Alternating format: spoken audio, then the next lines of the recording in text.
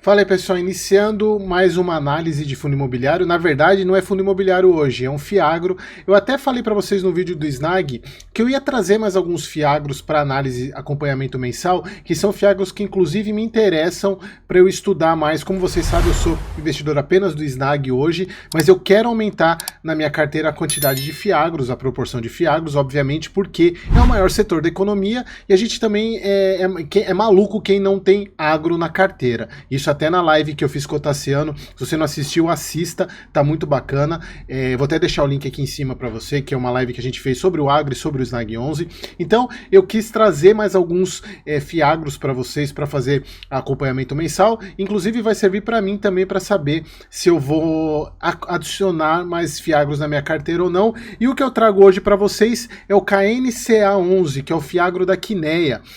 Obviamente, eu vou trazer mais um fiagro, o Rura 11, que também é um baita fiagro. Então, são esses três fiagros que eu pretendo fazer análise e acompanhamento mensal. E se você tiver interesse em mais algum, deixa aqui nos comentários. Então, bora para o relatório gerencial. Então deixa eu pegar minha setinha aqui, né? Então a gente está falando do KNCA 11, agora de o último relatório de novembro de 2023. Eu não sei quando se esse vídeo está saindo em 2023 ou já no começo de 2024, mas é o último relatório.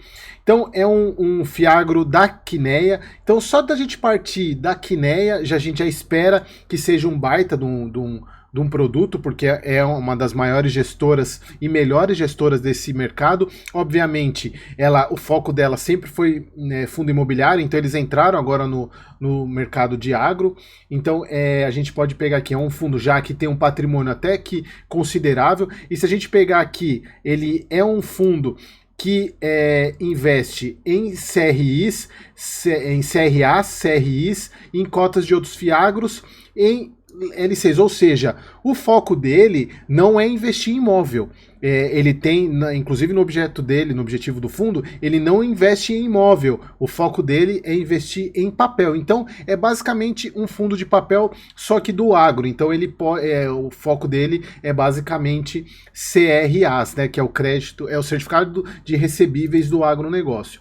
Então, é um fundo com 2,24 bi de patrimônio, bem grande. Tem 54 mil cotistas. Se a gente for ver nesse mundo de fiagro, é um baita número, né? A gente tem o Snag, se não me engano, ele está com 40 mil, é um baita são vários cotistas, é bem interessante isso. Último distribuição de 1,01 por cota. Antes de entrar nessa parte aqui, ele está com a cota patrimonial em 103, cota de mercado 104, ou seja, ele está negociando com um pouco de ágio. Isso exatamente porque ele tem uma parte maior de CDI na carteira. E se a gente pegar na parte de retorno, ele é um fundo, um fiagro, diferentemente do Snag, que é basicamente CDI, ele tem uma porcentagem na carteira de CRAs vinculados ao IPCA também. O que me chamou um pouco a atenção é que é bem pesada a rentabilidade da parte CDI, que é 5,18, então é elevado ao meu ver. Se a gente for comparar com o Snag aumentou recentemente para 3,3, CDI mais 3,3, então é um retorno alto, né? Se a gente for pegar, então tendo um retorno alto, tem um risco maior também. Então aqui na parte de posição do fundo, ele tem 84% do PL em CRAs, 15,2% em uma LCI, que aqui é a parte de caixa, né, 0,4 instrumentos de caixa, mas ele também tem essa parte em LCI. Então, dos CRAs atrelados ao CDI, são 58,6% ao CDI e 26% ao IPCA. Obviamente, então, a maior parte dele está em CDI também. Ele não tem taxa de administração, o que é bem legal. Não cobra taxa de performance, que isso é padrão da Quineia, não cobrar. Não sei, eu não lembro agora se tem algum fundo da Quineia. Se tiver algum fundo da Quineia que cobra taxa de performance, escreva aqui nos comentários que eu não estou lembrando de cabeça. Ele é um fundo recente, como vocês podem ver, é de outubro de 2021. Então, basicamente bem Quineia mesmo essa taxa, né? Ela em cima entre 1 e 1,20. Aqui, as principais movimentações que o fundo fez no último mês foram 166 milhões que foram acrescentados. Bem legal essa movimentação. Olha só, setor sucroalcooleiro, que aqui é um ponto que eu vou falar para vocês, um dos pontos que de pênalti para o KNCA era a concentração no setor de sucroalcooleiro. Aí você pode estar falando, mas Eric, o SNAG ele era concentrado em soja também, mas lembra que eu falei que eu não quero entrar muito nesse detalhe, porque o investimento que eu faço no SNAG não é nem tanto pelo fundo, e sim pela gestão, mas obviamente ele tem uma concentração muito grande de soja, ele diminuiu com a questão da última emissão, mas no caso do KNCA, ele é um CRI que era muito concentrado em sucroalcooleiro, ele vem reduzindo, com a última emissão que ele fez, ele reduziu, mas comprou mais esse CDI aqui, esse CRI CDI mais 5, que é do setor de sucroalcooleiro, comprou esse aqui que aí já é um galpão, ele de galpão frigorífico, CRI de um galpão frigorífico, CRI CDI mais 3,5, já é bem mais conservador. Aqui IPCA também sucro energético, também é concentrado na parte, voltado para o sucroalcooleiro. Copersucar também, IPCA mais 8. Então foram essas movimentações. Então eu acho bacana, porque aqui ele está usando recursos inclusive da última emissão que ele fez. Então colocando aqui a distribuição de 1,1 por cota, equivalente a 108% da taxa CDI, bem legal. E se a gente pegar ele coloca aqui a parte de isento, né, de imposto. Aqui ele fala da parte dos CRIs vinculados ao IPCA, que ele usa na mesma, como o regime do fundo é por competência, a questão do IPCA, ela reflete sempre os 2 últimos meses. Então eles colocando aqui que o IPCA que está sendo refletido agora, no de novembro, é referente aos meses de setembro e aos meses de outubro.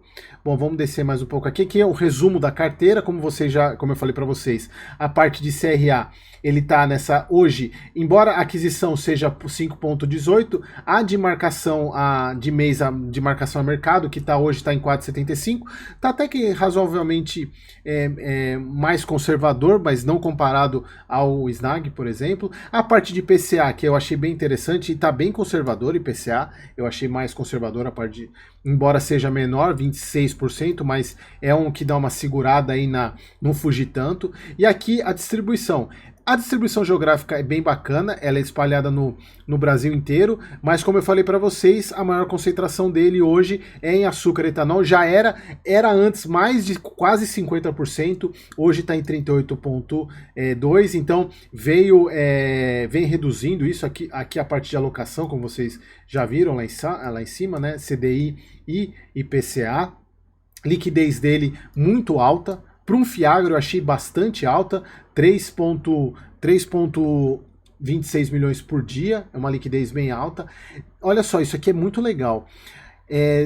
Desde janeiro de 22, a cota não negociou abaixo do valor patrimonial. A gente está falando basicamente de um fundo de papel, né? Se a gente for pegar. Ela não negociou abaixo do valor patrimonial. E aqui ela chegou a momentos absurdamente mais altas, né? Se a gente pegar aqui quase 114, enquanto que a patrimonial estava menos de 100.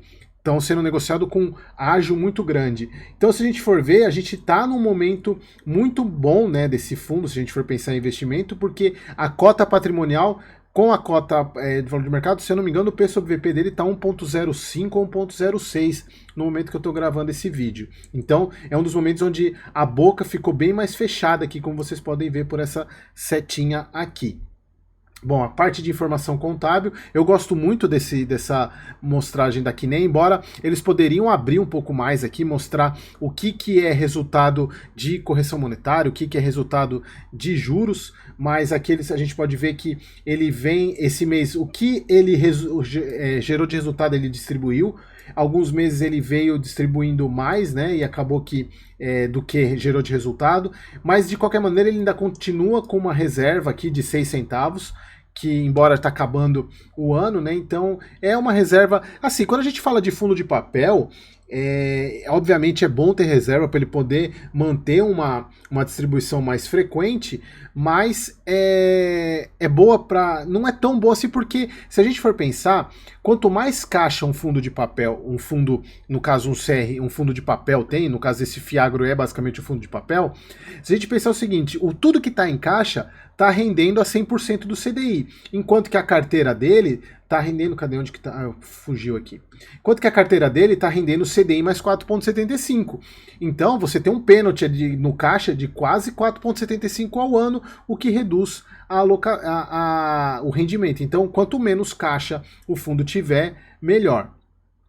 Bom, aqui a questão das distribuições, parte de tabela de sensibilidade, ele está sendo negociado hoje, no momento, agora eu não lembro quando, porque não vai fazer muita diferença, mas no dia que eu estou gravando, o preço de mercado dele estava 105,50, então, na verdade, 105,40, então ele está entre essas duas faixas aqui, o que ainda traz um retorno interessante de 2,70 de spread, mas obviamente quanto mais caro pagar, mais baixo vai ser o retorno.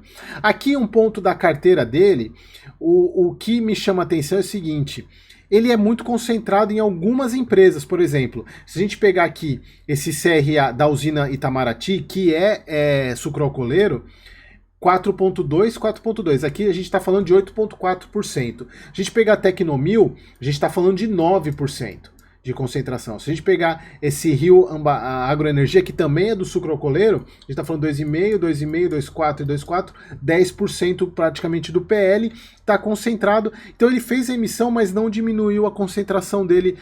Diminuiu um pouco, mas não diminuiu totalmente. Então é um ponto de atenção para você. E aqui a LCI dele, olha só, ele tem, para vocês verem, ele tem 333 milhões, representa 15% do PL, rendendo a CDI a 99% do CDI. Nem 100% do CDI é. Então, é o que eu falo, é um fundo que precisa alocar esse caixa. Basicamente, ele tem esse 8,2 de caixa, mas ele está nessa LCI aqui com 15% do patrimônio da carteira dele, que ele precisa alocar, porque isso daqui, obviamente, está diminuindo o retorno do fundo. Aqui é bem legal, ele mostra aqui a questão de todos os devedores, né, aqui na parte de açúcar e etanol, aqui aquilo que eu falei para vocês, daquela Rio Anhangabaí Agroenergia, a Cocal, a Raizen, Nardini, Zilor, continuamos aqui no açúcar e álcool. Veja, a grande concentração dele é açúcar e álcool. Distribuição de insumos, a Nativa lá em Goiás, celulose Klabin e Eldorado, na parte de insumo continua a Tecnomil, Inove. Então, proteína animal tem Frigol, Minerva, BRF. Então ele tem bastante, bem diversificado nessa questão de devedores, mas a concentração no sucroalcooleiro, ela ainda impacta e na verdade é o que traz um pênalti para o fundo e é o que me faz ainda pensar um pouco mais se eu vou entrar nesse fundo ou não. Vocês vão ver quando eu trouxe a avaliação do Rura, eu acredito que o Rura é um pouco melhor do que o KNCA, tá bom? Então, espero que vocês tenham gostado desse novo Fiagro aqui que eu vou fazer acompanhamento mensal e espero você no próximo vídeo.